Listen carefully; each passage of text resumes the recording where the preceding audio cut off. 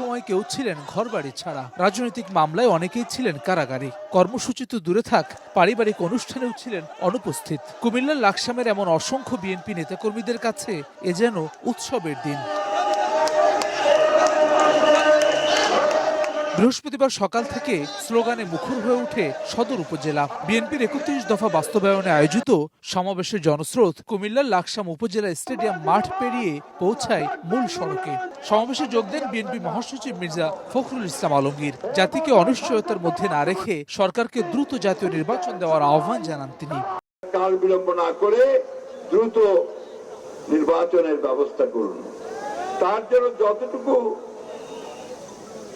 পরিবর্তন করা দরকার, যতটুকু সংস্কার করা দরকার, সেইটুকু সংস্কার করে ভোট দিন।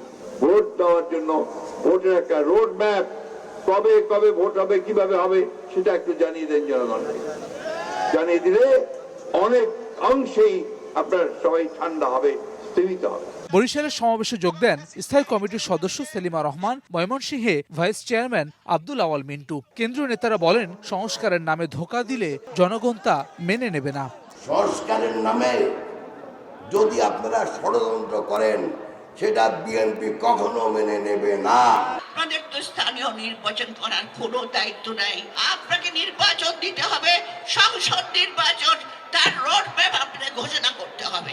এছাড়া ফরিদপুর, চুয়াডাঙ্গা, নওগাঁ, কুড়িগ্রামের সমাবেশে যোগ দেন কেন্দ্রীয় নেতারা। ফ্যাসিস্টদের পুনর্বাসন এবং দেশ বিরোধী যে কোনো চক্রান্ত রুখে দেওয়ার হুঁশিয়ারি দেন শীর্ষ নেতারা। ফ্যাসিস্ট খুনি হাসিনার জায়গা বাংলাদেশে না, তাদের পেটের ধরে নাই। আজকে তারা এবং তার পেটের তারা যদি আসার কোনো চিন্তা করে, বাংলাদেশের মানুষ তাদেরকে জায়গা দেবে না। আগামী জাতীয় সংসদ নির্বাচনের জন্য প্রস্তুতি নিতে নেতাকর্মীদের আহ্বান জানান বিএনপির কেন্দ্রীয় নেতারা। হাসান ওয়ালি, সময় সংবাদ।